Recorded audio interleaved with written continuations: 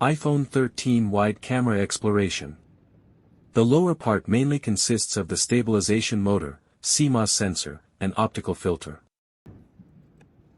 The upper part mainly consists of the blue lens and the autofocus motor.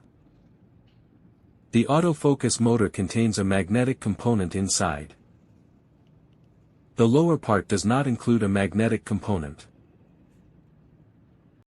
Take a closer look under the microscope. The four corner components are magnetic and control the focus. They move the lens back and forth to achieve focus. On the lower part, the stabilization motor operates with smooth, fluid movements. We're curious, do you know what's inside?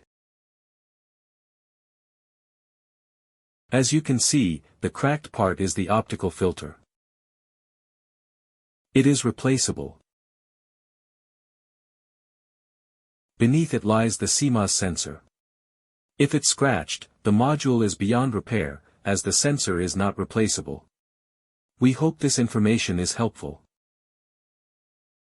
Feel free to comment if you have more tips about the camera structure. Goodbye.